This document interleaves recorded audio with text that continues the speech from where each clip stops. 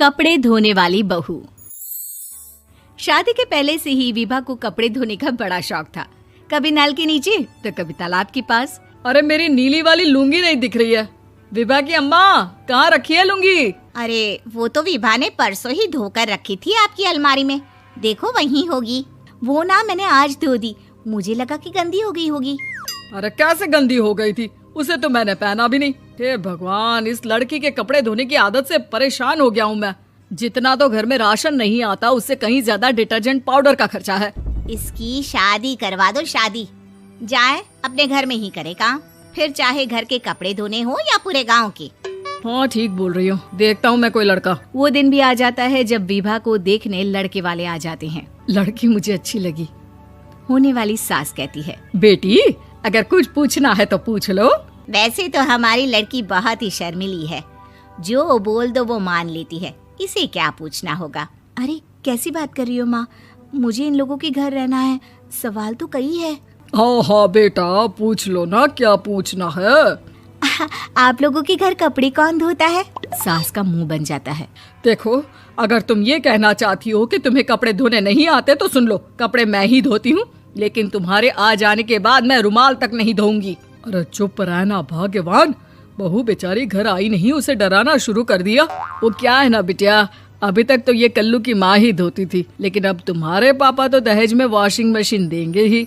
तभी विभा की माँ बोल पड़ती है, सवाल भी पूछा तो क्या। वैसे भाई साहब, मशीन की तो फिर भी कपड़े धोने की कैपेसिटी होती है। मतलब जो बिटिया दे रहे हैं ना विभा, इसे कपड़े धोने का बहुत शौक है। ये आप लोगों के क्या, आस पड़ोस गांव मोहल्ले सबके कपड़े धो दे और उफ तक ना करे। बाहर देखा नहीं आपने कितने कपड़े सूख रहे हैं? सब हमारी बिटिया ने ही तो धोए हैं। बस भी करो ना माँ, शर्म आ रही इतनी तारीफ सुनकर। और तो और एक दाग निकाल कर दिखाओ तो मान जाऊं। हाँ अच्छा, माफ करना बेटा, मैंने गलत समझा। हमें तो रिश्ता बहुत पसंद है। और ऐसे जुड़ जाता है रिश्ता कपड़े धोने का शौक रखने वाली विभा का। उसकी शादी हो जाती है कोयला फैक्ट्री में काम करने वाले कल्लू के साथ। शादी के बाद अचानक विभा चिल्लाती हुई सास के पास आती है। सासू माँ, अरे सासू माँ कहाँ है आप? ये तो धोखा है, धोखा दिया आप लोगों ने मुझे। इसे ससुर के चक्कर के बारे में पता चल गया। अरे तो उसमें तुझे क्यों धोखा मिला है? अरे नल में पानी नहीं आता, कपड़े कैसे कब धुलेंगे?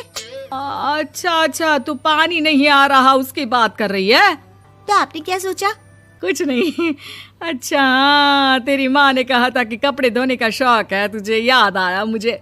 शौक बोलकर कपड़े धोने वाले मेरे जुनून को कम ना आके सासू माँ, कपड़ा धोना मेरा गुरूर है।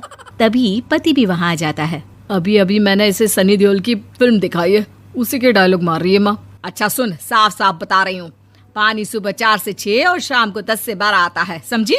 विभा टाइमिंग सुनकर हैरान हो जाती है। ये क्या भूतों का मोहल्ला है? सुबह 4 बजे उठकर कौन कपड़े धोता है? 4 बजे टंकी में पानी जाता है, फिर सारा दिन धोना ना, किसने मना किया? अरे कैसी बात कर रही हैं? 200 लीटर की टंकी में कितने कपड़े धो लूंगी मैं? सुबह ही उठ जाऊंगी मैं। अब क्या था, विभा सुबह 4 से लेकर रात के 12 बजे तक कपड़े ही धोती रहती। एक रोज सास पड़ोस से निकलकर कहीं जा रही होती है कि साथ वाली कहती है, हाँ कल्लू की माँ, जरा ये बताओ कि 2 साड़ी है, 2 ब्लाउज और एक पेटीकोट और एक नाड़े वाला लंबा कच्छा। हाँ तो? अरे तो क्या, कितना लोगी धुलाई ये बताओ। धोबन दिख रहे हैं हम क्या? हमारे पति सरकारी नौकरी से अभी रिटायर हुए हैं और बेटा सुपरवाइजर है कोयला फैक्ट्री में। धोबन समझ रखा है हमें? हाय रे कल्लू की अम्मा, माफ कर दो, वो तो मोहल्ले में यही सब बता रहे थे कि तुमने बहू को कपड़ा धुलवाने के काम में लगा दिया है। सास को पड़ोसन की बात सुनकर गुस्सा आ जाता है। वो घर पहुंचती है जहां घर के बाहर ही इतने सारे कपड़े सूख रहे होते हैं जितने कि किसी धोबन के घर पर। अरे ओ कल्लू की दुल्हन, बाहर निकल। माँ जी यहीं आ जाओ, बाथरूम में चादर धो रहे हैं हम। अरे अभी हम धोते हैं, तुमको बाहर निकलो। ये आस पड़ोस वाले बोल रहे हैं कि हम बहू से कपड़े धुलवा कर उसे कपड़ा धोने वाली बना दिए हैं। अरे छोड़ो ना माँ जी, किन लोगों की बातों में आती हो? आस पास के लोगों का तो काम ही होता है कि वो किसी तरह सास बहू को लड़ा दे। बहू सारे घर के कपड़े धोती है, ये क्या कम है? बोलिए। सास को भी लग जाता है कि वो बहू का ये सनकीपन नहीं छुड़वा सकती, इससे अच्छा है कि खुद ही चुप हो जाए। एक रोज सास और बहू मंदिर जाते हैं, जहाँ सास की साड़ी वहाँ खड़ी भीख मांगने वाली से मिलती है। माँ जी क्या बात है, आपकी साड़ी उस भिखारन से कितनी मिल रही है ना? हाँ हाँ देखो तो, दोनों की साड़ी मिल रही है। क्या बात है कल्लू की अम्मा, तुम खुद को तो अफसर की बीवी बताती हो और ऐसी सिंपल सी प्लेन साड़ी पहनकर घूमती हो। सिंपल और प्लेन नहीं है ये साड़ी। तो क्या सोने के धागे से फूल बने हैं? कुछ भी सासू माँ, कुछ भी। हाँ बने थे इस साड़ी में सोने के धागे से फूल। मेरे पति लेकर आए थे मद्रास से स्पेशली मेरे लिए 10,000 की।